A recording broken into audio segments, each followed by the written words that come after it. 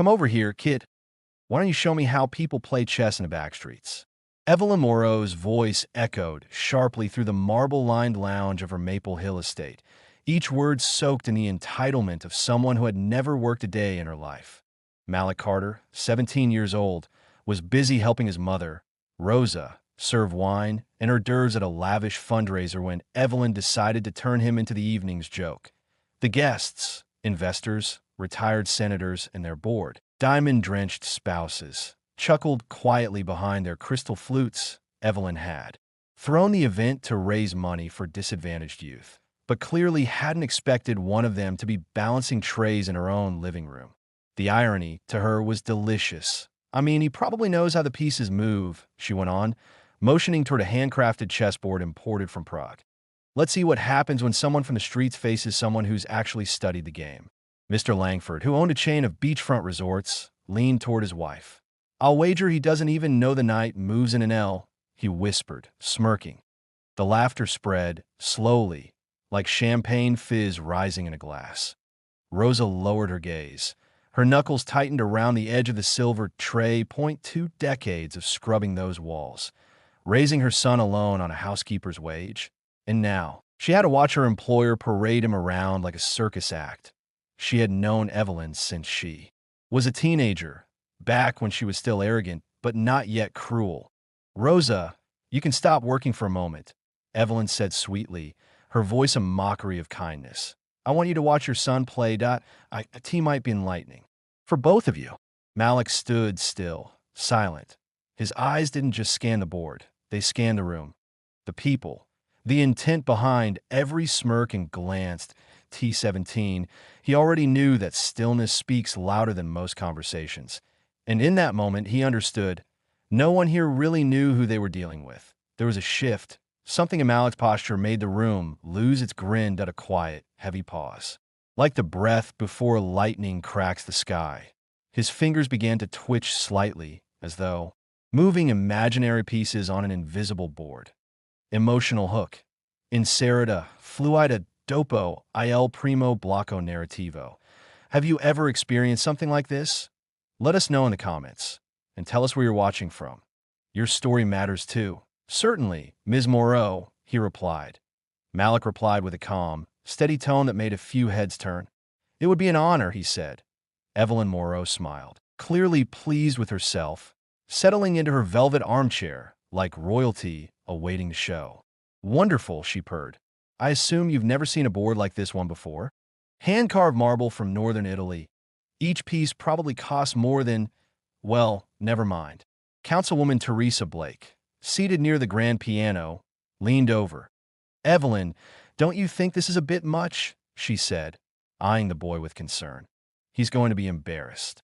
Nonsense, Evelyn replied, adjusting her oversized earrings. This is an opportunity for growth that he'll have a great story to tell the other kids in his neighborhood. What Evelyn didn't realize, not yet, was that this poor kid had spent the last 8 years studying the game like his life depended on it. While other boys played basketball or scrolled on their phones, Malik devoured strategy books borrowed from a dusty community library. He watched legendary matches online. On a second-hand laptop he'd repaired with pieces from a junk shop. In the quiet hours. While Rosa scrubbed floors on double shifts, he memorized the techniques of giants, Petrosian, Polgar, Nakamura. Over 200 openings lived in his mind. 50 classic defenses flowed through his memory like lyrics to a song. But more than that, he had built a discipline few adults could match, and Evelyn was about to discover all of it the hard way, because this wasn't going to be a game. This was going to be a reckoning, and it would unfold in front of every last smug face in that glittering room. While Evelyn moved the pieces with exaggerated grace, Malik's eyes scanned the guests. He wasn't just getting ready for a match. He was preparing to dismantle every assumption they'd made about where respect truly belongs. Coinvolgimento emotivo. Inserito fluentment. Have you ever been underestimated? Tell us in the comments, and share where you're watching from, because your voice is part of this story too. I always take white, Evelyn declared, sliding into the first move with the certainty of someone who's never had to earn a single win. It's tradition in my family, she added, conveniently ignoring That in real competition, piece colors are assigned randomly. Malik nodded. Quiet, he positioned his black army on the board with surgical precision. Each piece perfectly centered, as though this wasn't some fancy imported set, but just another training session in his long journey.mr. Langford leaned in, narrowing his eyes. There was something unnerving about how exact Malik was, almost professional. Let's make things a little more exciting, Evelyn called out. If he manages to make me even flinch, I'll donate $1,000 to, I don't know, some underfunded school somewhere. Laughter rippled across the room again, but this time Malik looked up and smiled. Not a warm smile. Not a grateful one. It was the same smile Rosa had seen when he was 10 and won the science fair against all odds. The same one he gave when he said, "Mom, I don't need help with algebra anymore." A chill crept down her spine. She remembered that smile well. Evelyn opened the game with a pawn to e4, king's pawn. "A classic," she said, with a patronizing nod. "Learned it back in college." Malik moved without a pause. C5. The Sicilian defense. The room fell quiet, uncomfortably quiet. Malik's 10th move changed everything.mr. Langford nearly coughed up his whiskey. The boy had just given up a pawn. To the untrained eye, it looked like a mistake, but any real player could see what was coming. A trap, carefully crafted, ready to snap shut. "Evelyn," Langford said under his breath, "he's not playing around. This kid knows exactly what he's doing." But Evelyn didn't even look up. "Relax," she replied, waving off the concern. "He probably memorized some flashy sequence off YouTube. 5 more minutes, and I'll have this wrapped up." And that's when Malik stood, calmly. Without a word, he walked away from the table and approached Rosa, who stood quietly near the edge of the room, wringing her hands in nervous silence. "Mom," he said softly, his voice slicing through the air. "Remember when you told Medhat someday I'd show them who we really are?" Rosa nodded. Her eyes filled instantly. Of course, she remembered that it was the day he turned 15, as she hadn't been able to afford even a slice of cake. He found her crying in their kitchen and swore to her, with more conviction than any boy his age should have had, that one day, everything would be different. Coinvolgimento emotivo, Gia fluido nel recanto. Have you ever made a promise to your mother that the world would finally see you for who you really are? Let us know in the comments. This moment belongs to everyone who's ever been overlooked. Councilwoman Blake whispered to her husband, "That young man has more dignity than everyone in this room combined." Evelyn drummed her nails on the table. "Can we continue?" she snapped. "I have other things to do today." Malik returned to his seat, but he wasn't the same boy who had accepted the match with quiet politeness. Now, he was the embodiment of every late night, every sacrifice, every step taken alone toward a future no one else could see.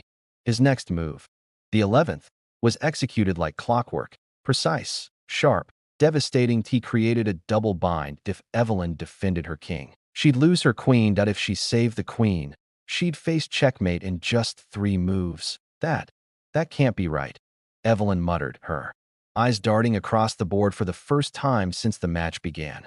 Langford leaned in again. "Evelyn, you're being dismantled by a kid who probably learned this all on borrowed books and broken tech." As Evelyn searched hopelessly for a way out, Malik looked around the room. Councilwoman Blake had stopped sipping her drink. The hotel magnate had set his phone down.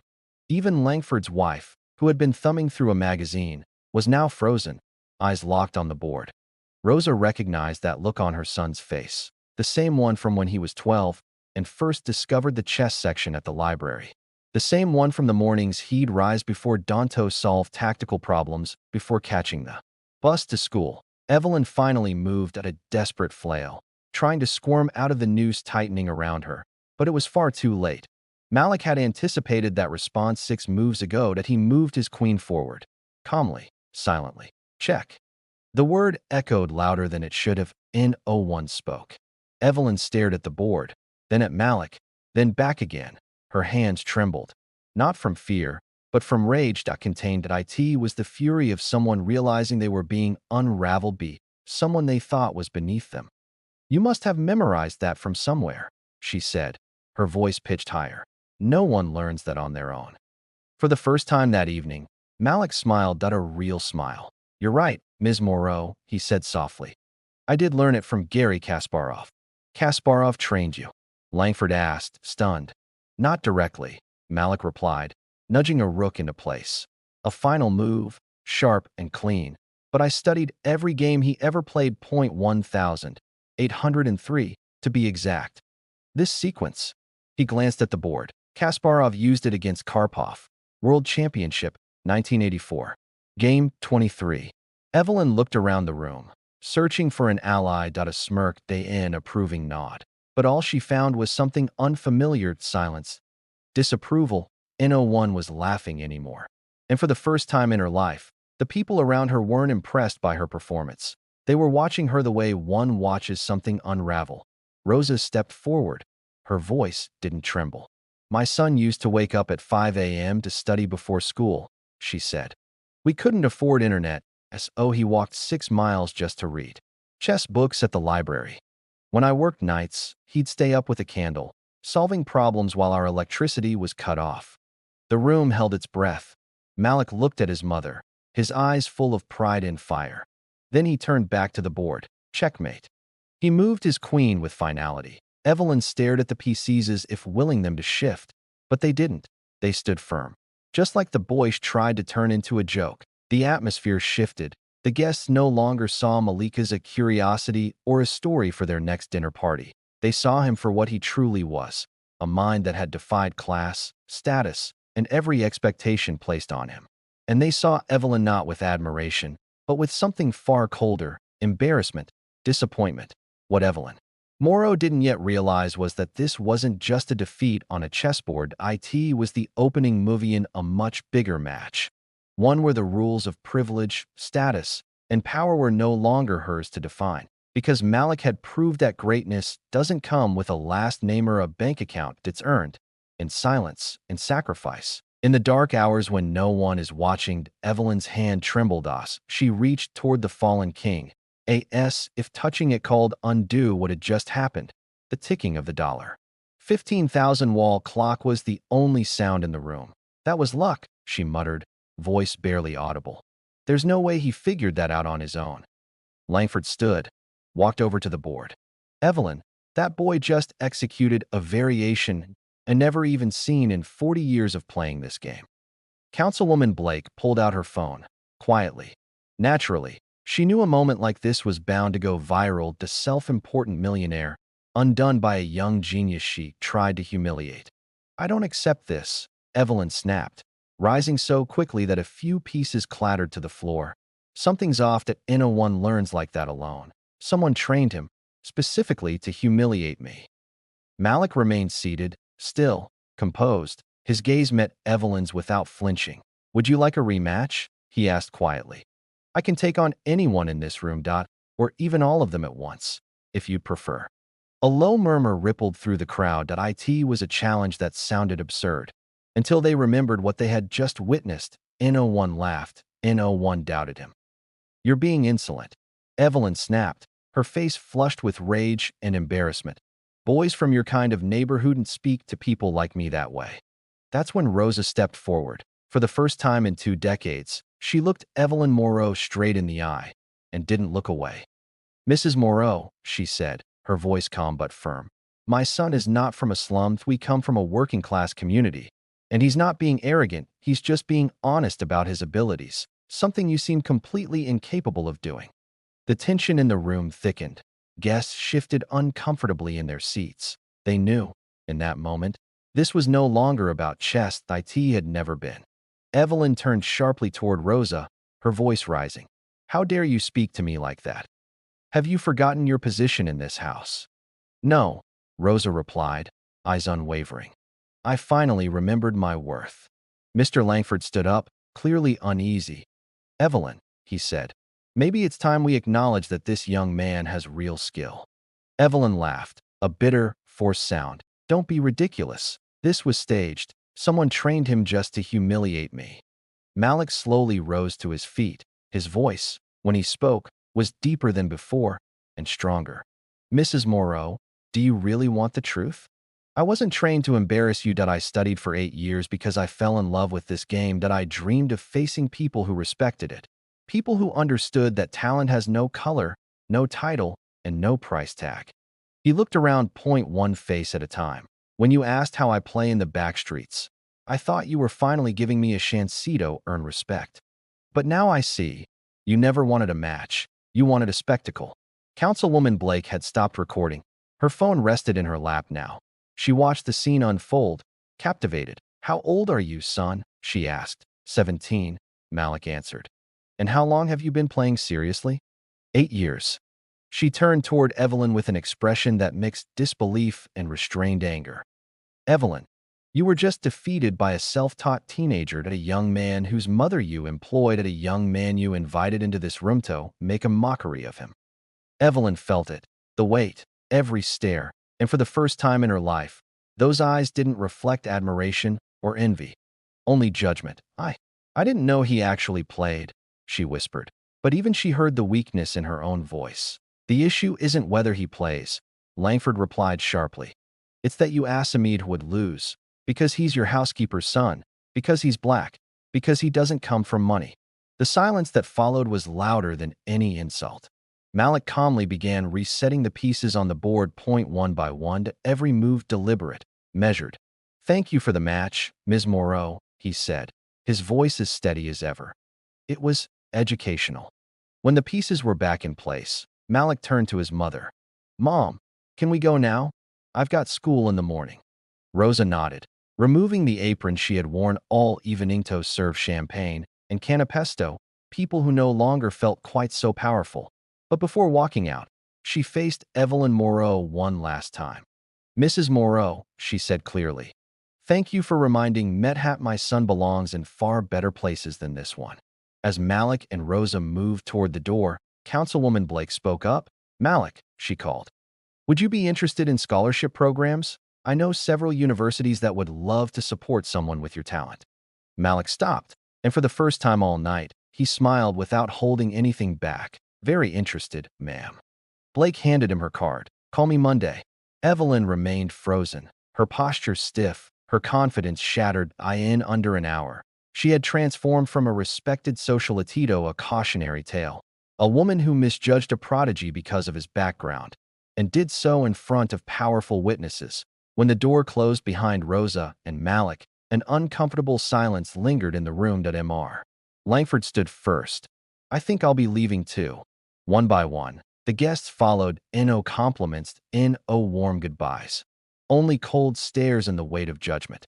Evelyn was left alone in the room where her arrogance had just been dismantled by the very boy she had tried to humiliate. But what she didn't know was that this evening was only the opening movie off a much greater game, at a game Malik Carter was about to play on a far bigger board. One where he would challenge every unwritten rule of privilege that people like Evelyn Moreau had always taken for granted. He walked home with Rose under the glowing lights of Maple Hill. Malik felt the weight of something new resting gently in his pocket.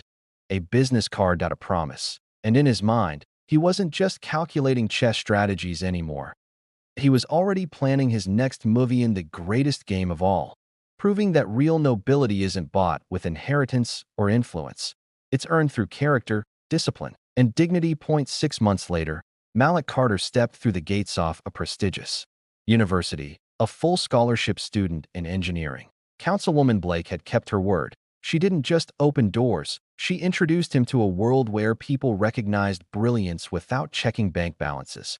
The story of that night had gone viral, not because someone had filmed the match, but because Blake herself shared the events online, turning Malik into a symbol of perseverance and silent defiance. Young chess prodigy humbles elitist millionaire became the headline that swept across social media. The comment sections exploded. "This boy deserves the world." She got what she deserved. Talent has no class.